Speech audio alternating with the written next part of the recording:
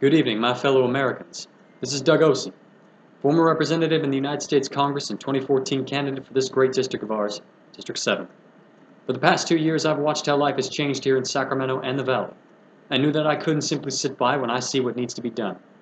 I'd like to talk a bit about the issues facing this community, but first I'd like to say a bit more on why I decided to come back and give my candidacy another shot in this presidential year of 2016. You see, in my time as a representative, I've traveled all across this great nation of ours, and no matter where you go, from demographics to income, there's no place that represents it all quite like our great Central Valley. Hard-working people, close-knit families and neighborhoods, a strong tradition of small business and large personalities, diversity of creed, diversity of opinion, and a desire to learn, to grow, to thrive in the greatest traditions of our country. We are Little America, District 7.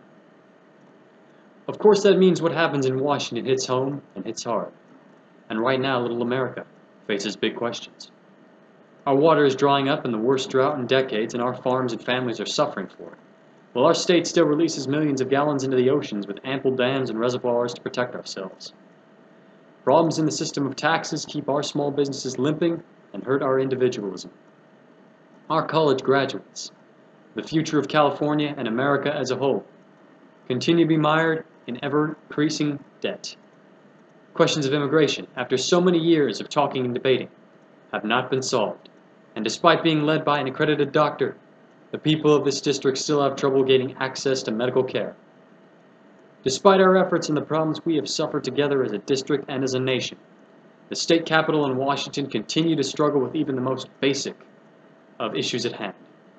Both sides continue to become more and more extreme in their opinions and rhetoric, and the lockups and filibusters back east have gone so far as to shut down our government with threats of the repeating of that same issue in the past 8 years. This is not a government of the people, and not what our founding fathers promised us all those years ago. Here at home, my opponent, Ami Bera, has consistently displayed a willingness to toe the party line, voting against the interests of his community in favor of keeping a consistency of vote with Democrats in Congress. Both sides are ultimately guilty. Even my own party has, from time to time, remained steadfast in times of necessity, to the detriment of the people and to our nation as a whole. I know these issues all too well, because Sacramento is my hometown.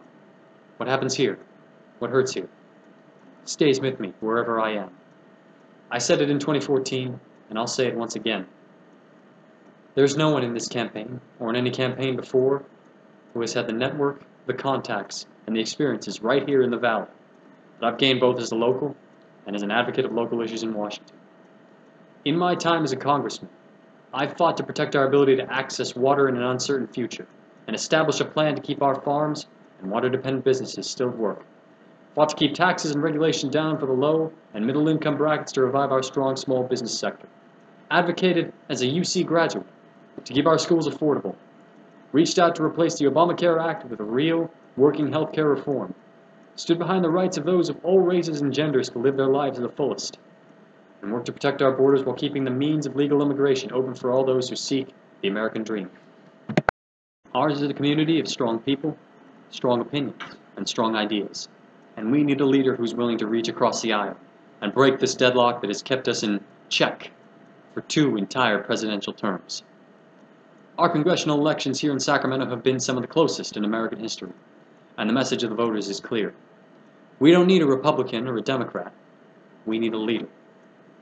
Ultimately, what has kept our nation from returning to greatness is not the opinions of the parties themselves, but their willingness to turn their backs on one another in a time when we, as Americans, depend upon them to look upon one another as countrymen, not as obstacles. Should you choose to send me back to Congress this January, my record as a moderate and my willingness to see both sides of the issue will have strengthened our nation in the face of threats at home and abroad. We're not Hollywood, Washington, or Wall Street, nor should we want to be. In our own special way, we don't have any extreme or any special requirements as a people. We are, pure and simple, Americans. And as Americans, we need to stand together and keep our nation the land of freedom and opportunity we've come to know and love. I'm Doug Ose, And this November, I hope you'll join me in breaking down the deadlocks that have plagued our government and our people, starting right here in Little America. It's good to be back home.